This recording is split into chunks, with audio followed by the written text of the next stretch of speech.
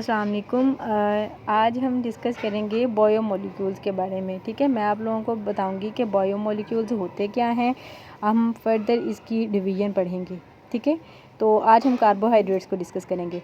अच्छा, lecture start होने से पहले आप लोगों के लिए एक छोटा सा क्विज़ है कि glucose is also known as and sucrose is also known as. तो अगर आप लोगों के इसके आंसर्स नहीं आते आप लोगों को, मैं वीडियो में बताऊंगी इंशाल्लाह, शुरू में या एंड पे। ठीक है, दरमियान में। अच्छा, तो सबसे पहले देखते हैं कि बायोमोलिक्यूल होता क्या है। बायोमोलिक्यूल कोई भी ऐसा मॉलिक्यूल जो लिविंग ऑर्गेनिजम्स के अंदर पाया जाता है, हम उसको कह देते हैं बायोमोलिक्यूल। बायोमोलिक्यूल्स डिफरेंट किस्म के होते हैं, like carbohydrates, protein, lipids and nucleic acids. ठीक है, अच्छा, जो कार्बोहाइड्रेट है ये हमारी बॉडी के अंदर मेजर और की सोर्स ऑफ एनर्जी है। ठीक है, कार्बोहाइड्रेट्स जो है ये डिफरेंट चीज़ों में पाए जाते हैं, लाइक ये फ्रूट्स के अंदर, वेजिटेबल्स के अंदर। इसके अलावा जो अब हम ब्रेड खाते हैं या फिर जो पोटैटोज़ वगैरह हैं उसके अंदर ये पाए जाते हैं। ठीक है, और फिर उसके बाद जो प्रोटीन्स हैं, लिपिड्स हैं, ये भी डिफरेंट जगहों पर पाए जाते हैं, डिफरेंट चीज़ों में पाए जाते हैं। ठीक है, तो कार्बोहाइड्रेट्स को हम थोड़ी सी डिटेल में पढ़ते हैं। कार्बोहाइड्रेट जो है इसको हम सैकराइड्स भी कहते हैं। ठीक है, सैकराइड्स क्यों कहते हैं? क्योंकि वर्ड सैकराइड एक वर्ड है, ग्रीक वर्ड सैकरोन उधर से निकला है, उसका मतलब होता है शुगर। और कार्बोहाइड्रेट्स के अंदर शुगर मॉलिक्यूल्स ज़्यादा होते हैं। ठीक है, शुगर मॉलिक्यूल्स मतलब इसमें इस कैटेगरी के अंदर आते हैं। और मैंने आप लोगों को बताया कि ये मेजर सोर्स ऑफ एनर्जी है। अच्छा, उसके बाद है कि कार्बोहाइड्रेट्स को इसके अंदर पाए जाने वाले शुगर यूनिट्स की बेस पे डिफरेंट कैटेगरीज के अंदर डिवाइड किया जाता है। मैंने कहा है शुगर यूनिट्स, ये आप लोगों ने याद रखना है। ठीक है, डिफरेंट टाइप्स के होते हैं, मोनोसेक्राइड्स, ओलिगोसेक्राइड्स और पॉलीसेक्राइड्स। जो मोनोसेक्राइड्स है इसके अंदर 2 यूनिट्स होते हैं शुगर यूनिट्स। जो ओलिगोसेक्राइड्स हैं इसके अंदर 2 to 10 होते हैं और पॉलीसेक्राइड्स के अंदर मोर देन 10 होते हैं।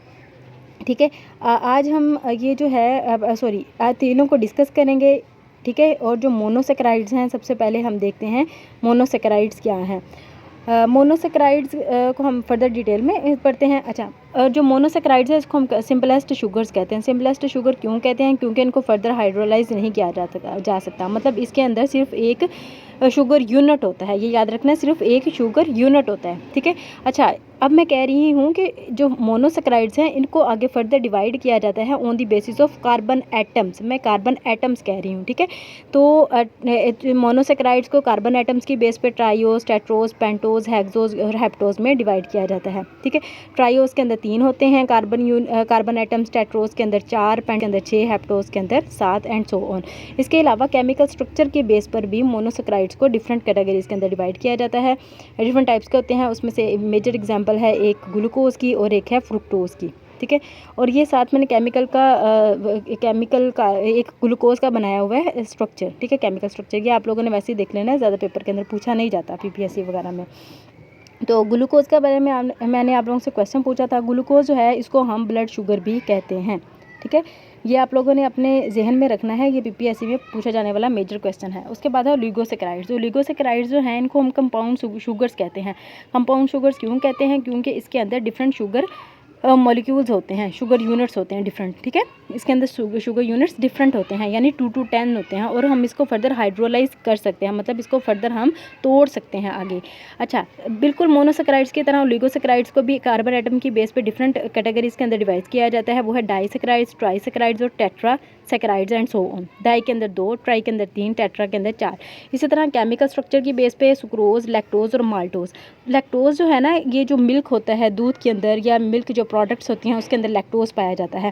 सुक्रोज का मैंने पूछा था, सुक्रोज जो है इसको हम टेबल शुगर भी कहते हैं। ठीक है, ये आप लोगों ने याद रखना है, ये पेपर के अंदर पूछे जाने वाले बहुत इंपॉर्टेंट क्वेश्चंस है। पीपीएससी बार बार ये क्वेश्चंस रिपीट करती है।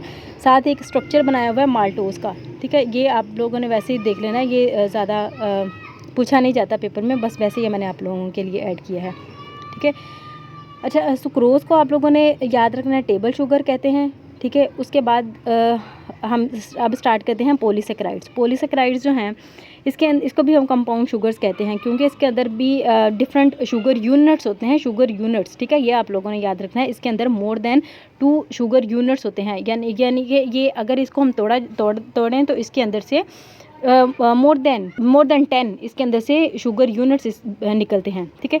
अच्छा, बिल्कुल कार्बन एटम्स की बेस पे जिस तरह मोनोसेक्राइड्स और लिकोसेक्राइड्स को डिवाइड किया था, इसको भी डिफरेंट कैटेगरीज के अंदर डिफरेंट टाइप्स के होते हैं ये, होमोपॉलीसेक्राइड्स और हेट्रोपॉलीसेक्राइड्स, ठीक है। होमो का मतलब है सेम और हेट्रो का मतलब होता है डिफरेंट। इसी तरह डिफरेंट केमिकल स्ट्रक्चर की बेस पे भी स्टार्च में डिवाइड किया जाता है। और मैंने आप लोगों को बताया कि जो ग्लाइकोजन है। अच्छा, स्टार्च जो है ये आप लोगों ने याद रखना है कि प्लांट्स के अंदर जो खुराक स्टोर होती है वो स्टार्च की फॉर्म में है और इंसानों के अंदर जो स्टोर होती है वो ग्लाइकोजन की फॉर्म में। अच्छा, इसके बाद ये फंक्शंस हैं। फंक्शंस जो हैं आप लोगों ने ये देख लेने हैं, बहुत इंपॉर्टेंट फंक्शंस हैं, अक्सर पेपर के अंदर पूछ लिए जाते हैं, तो आप लोगों ने इसको 1 बाय 1 देख लेना है। जिस तरह से ये फ़ैट के मेटाबॉलिज्म के अंदर यानी कि फ़ैट के तौर पर में बहुत इंपॉर्टेंट किरदार अदा करता है। उसके अलावा प्लांट्स की जो सेल वॉल होती है उसमें ये सेलुलोज जो है ये कार्बोहाइड्रेट्स की बनी होती है, मतलब सेलुलोज कार्बोहाइड्रेट की एग्जांपल है, ठीक है। उसके बाद सेल टू सेल कम्युनिकेशन में भी मदद देता है। आज के लिए इतना ही। Thank you so much. अल्लाह हाफिज़।